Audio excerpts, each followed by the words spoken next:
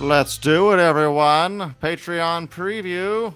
Andrew here. Yep, and this is Ben, and we never really do a podcast reviewing another podcast type of thing, but there's been a lot in the news lately on what was in last week's Batman Beyond podcast, and it's interesting too because a lot that's been reported has been kind of misreported.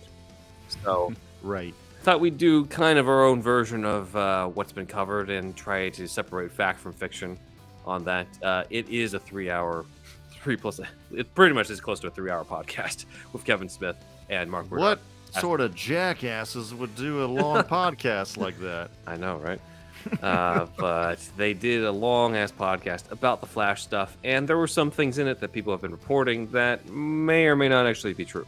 So I thought I would break down the three major things that they talked about that people have been sort of spreading around. The first one is something that's been around a lot, which is even in the comment section in our videos, which is the fact that Kevin Smith brought up in the podcast that he was talking to Michael Uslan's son about how Michael Uslan was at home looking for the numbers at the Flash, and that if the Flash did well, that there would be a Batman Beyond movie with Keaton.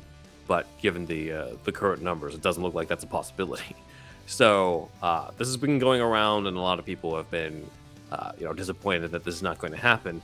However, there's some other evidence that points to things might not be exactly what Kevin Smith shared on that. So one of these is Michael Uslan himself. The day after this started getting spread around, he posted on Instagram this picture that says, "Don't believe everything you read on the internet. Abraham Lincoln, 1868."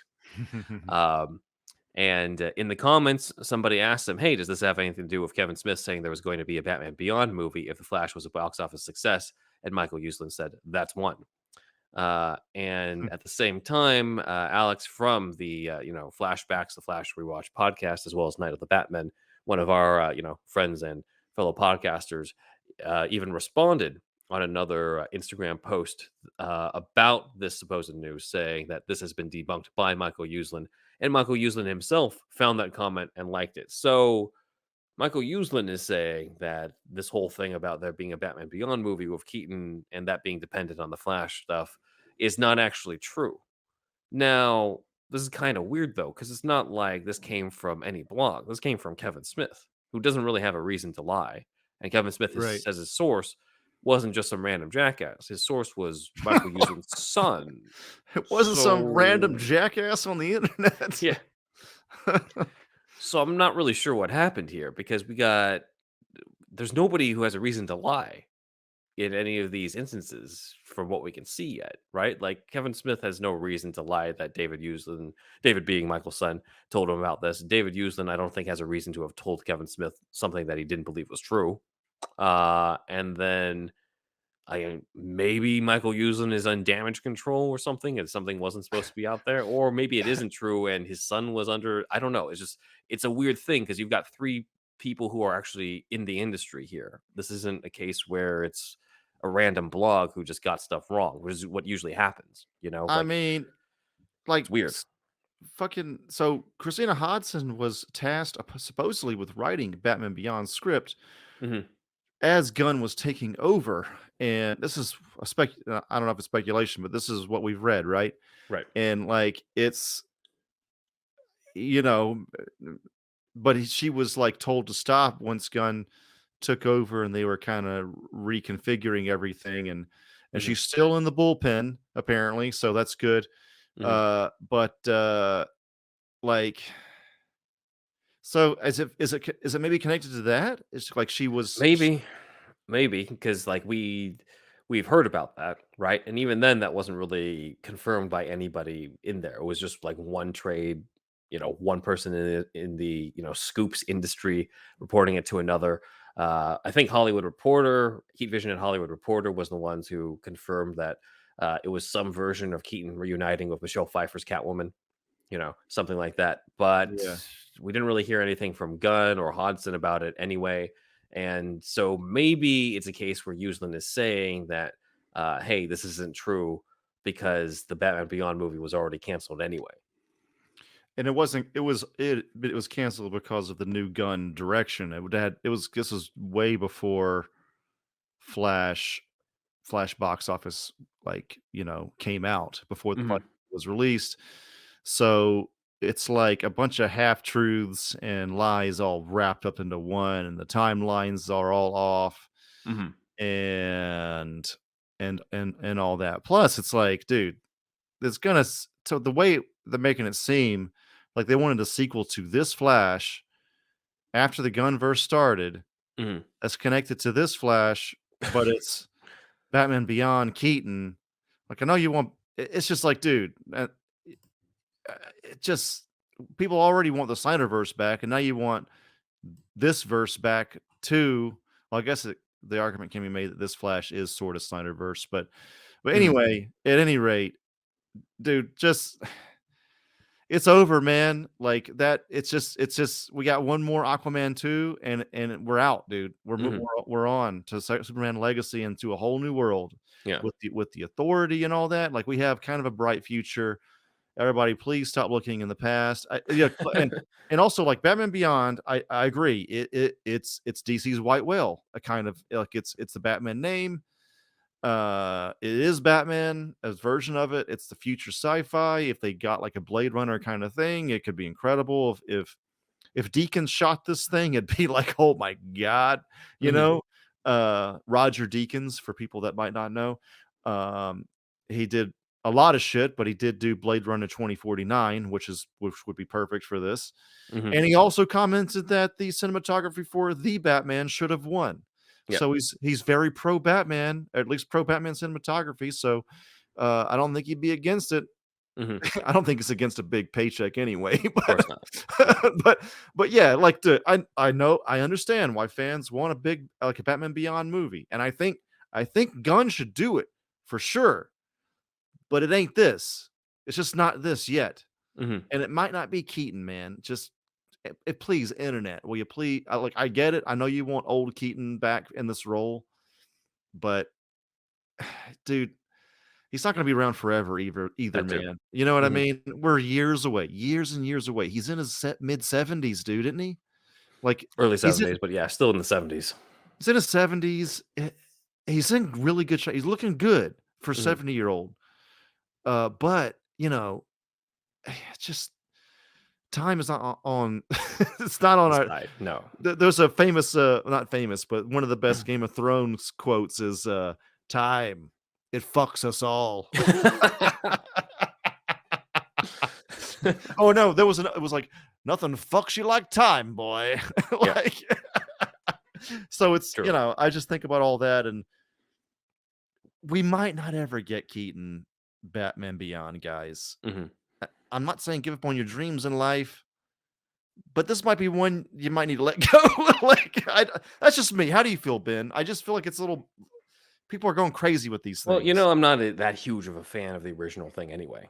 Like in Right, terms of the right, the, right. the cartoon, and also you can't really do a faithful version of Batman Beyond of Keaton, right? Because like the whole, Yeah, if even the opening with Batman Beyond's pilot, like he he retires because he gets too old to the point where he has to resort to using a gun, and he's like, "I'd never again," is what he says. And Keaton wouldn't bother him, like right, right, that right, wouldn't right, clearly based off of what we've seen. So like that doesn't really work.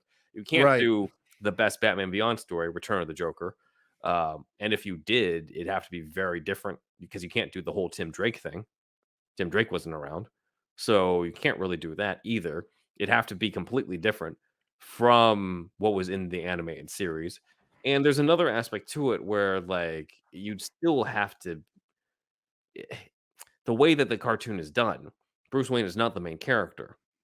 Just right. Oh yeah, Bruce Wayne was not the main character. So if it really comes down to a version of the story where Bruce Wayne is a supporting character, are we going to choose a Batman Beyond one with Keaton on the sidelines, but he never wears the suit, and they can't really stay faithful to the original source of the cartoon that everyone seems to love? Or do we go with what we already got, where Keaton does get to come back one last time in the suit in a multiverse, big multiverse type of DC thing for one final round? Like maybe we actually do live in the best timeline. between those two options because I'm like, well, who knows how good it would have been. It definitely couldn't have been very faithful to it. It could also have been amazing. I do think that like if you're going to do it, you should do it soon because the people who grew up with that cartoon are adults now. So Oh, yeah, definitely, definitely. yeah, like at a certain point, this is going to be outdated. You can't do if you try to do Batman Beyond like 10 years from now, I feel like it's going to be like what that weird, random Batman in the future show that's on Max. Like it's not going to have the same effect. There's not going to be the nostalgia for it. So it's one where I'm like, look, I think they could do a version of Batman Beyond with Keaton, but it would be very different from the cartoon. I would prefer it to be something closer to like I keep bringing up Top Gun Maverick a lot, but like he's Maverick and Terry McGinnis is Rooster, like that type of thing, Yeah, yeah, where like yeah, they're yeah. both kind of like very involved with it in some way. But you'd have to change a lot. You'd have to change a lot of the backstory in order to fit the Burton verse. Um, and I don't know if I really would want to see that type of thing compared to just something else that it's its own thing. Maybe some version of a Keaton Batman movie where he is older, but it has just elements of Dark Knight Returns and Kingdom Come and Batman Beyond in it for its own thing. His last stand that isn't the Flash thing, since Barry, going back in time kind of undoes his death in that movie anyway. Right. I mean, I if it's gonna be in Gunverse, I guess you'd have to put on old age makeup to whoever they put in the suit for Brave and the Bold That too, also, if they right? said it If in that this continuity, yeah. if I'd hope it would be, Mhm. um, I guess it would have to kinda be near the end of the DCU run that I Gunn guess has so. planned. Anyway, so this is even years later, like, this is honestly, dude, yeah, it's just this is years away, but they definitely well, then again, it's fucking gonna be just an older and older Mac show like you said, so I Yeah, don't know, but that's why. Yeah, it it's weird. I don't think yeah. if they can't do it in the next 10 years, I'd rather they just not do it at all. I guess you could do, like, Elseworlds or something, Yeah, yeah. because if they put it in the continuity of the Gunverse, then it's I guess you just see too much of a preview of that old Batman, and we would have just met the younger Batman in this continuity, and Mhm. it's just if it comes too quickly, it just seems off. Uh, Well, there's but also yeah, the 3 Batman aspect too. We've already got Pattinson, we've got the Brave and the Bold. Zaslav already said there's not gonna be 3 Batman or 4 Batman, so yeah, we're yeah. already pushing it with 2 right now. We're gonna bring Keaton back for a 3rd one? Maybe, dude, maybe they just do a new animated one on Max or something. Right. It'd be fucking sick if they did like an R-rated Batman Beyond, bro. Mhm. Like I would watch the shit out of that. On Max. That would be sick, actually. Yeah, because you can't do a revival 'cause with Conroy is gone, Yep, unfortunately. yep, But yep. if it's an animated version, but set in the Keaton verse, and Keaton just does the voice, in which case it doesn't really matter how old he is, to do that, Nope, does you could not probably do matter. some version of that. Yeah, that could That be would be something. cool. That would be Yeah. cool. It is like on paper, like sci-fi movies do great. Batman Mhm. movies usually do great. Like it's just it should have happened already, and it just sucks that it hasn't. Mhm. Um, but yeah, I maybe yeah, and going back to the original story, yeah, this probably has some connection to what Hodgson was doing. Yeah, and And maybe then they just got confused or something. she was told to put Somebody her got confused. she was told to put her pencil down, basically. Yeah. I mean, there is a possibility that, hey, like, put this on hold and we'll see how the Flash does. And then, maybe this is somewhat true about the Flash reception. Said, like, okay, this thing is gone for good. And, you know, Uslan doesn't want that out there or something. I don't know, you know. But he's been on our show, but like it's not like he's telling us anything about this either, other than what he's already posted here about it, but not being true. But I think the story is a lot more complicated than what other news outlets are saying. Yeah, yeah, for sure. Yeah. There's a lot going on with this one. Yeah. Interesting stuff. So that's the first one. The second thing is that Kevin Smith speculates on his show about like, hey, like I could see a world where Warner Brothers courts Christian Bale for months and months to come back as Bruce Wayne for this Flash cameo at the end, and him saying no, which is why they would go to Clooney. So now everyone is reporting Christian Bale turned down the role of coming back as Bruce Wayne. at the end of The Flash. And to try to correct this, which has already been out there for all over the place, Kevin Smith says, quote, "What's missing from this Batman Beyond clip," I think somebody edited it out of context. It says, "What's missing from this clip is when I said, I think there's a world, and it feels like. It was just conjecture, not inside information. Here's an actually credible Hollywood Reporter article by Boris Kidd about how that cameo, the Clooney cameo, was shot 6 months ago." So, in other words, we don't actually know if Bale was ever offered anything. Dude, probably not, because they know Nolan's gonna say no, Yeah. and uh, Bale is gonna go with whatever Nolan says, really. Hmm.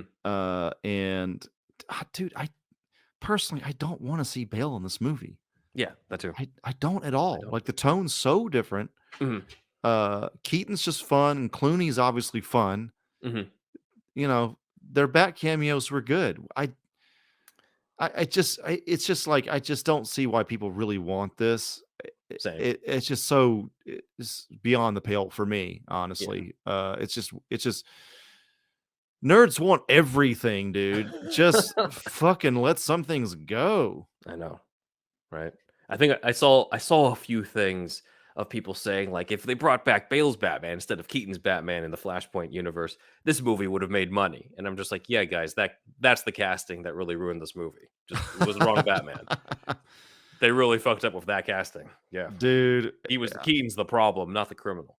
I know we've talked about like how your regular casual audiences might not know Ezra Miller's dealings Hmm. in their personal life, but I feel like, dude, that story is kind of like out there. I've It's been definitely thinking a about. factor. I've been Yeah. thinking about this more and more. Like like I feel like fucking almost everybody knows that shit.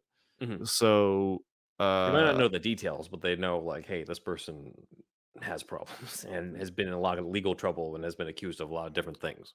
yeah, and just overall bad juju all around the movie, Hmm. man. Again, I'll say it again, hopefully for the last time.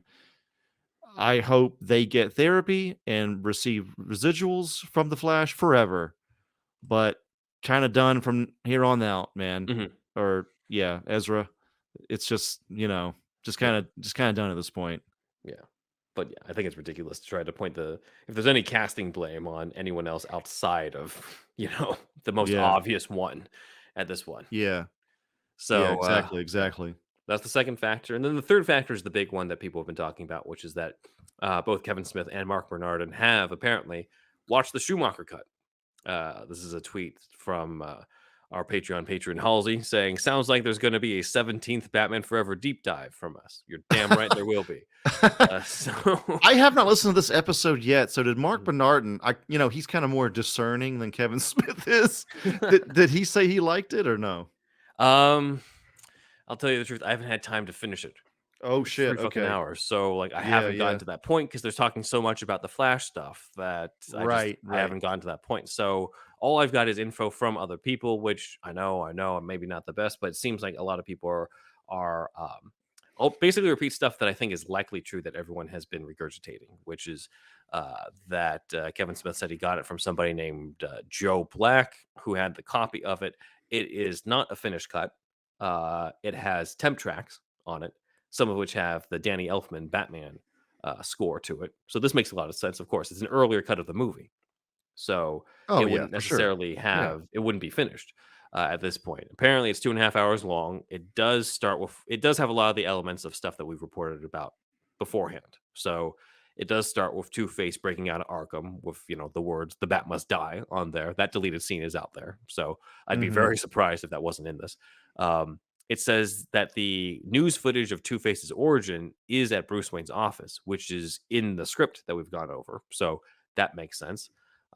We've got other scenes. It says of Edward Nigma gets his machines turned on before meeting Bruce Wayne.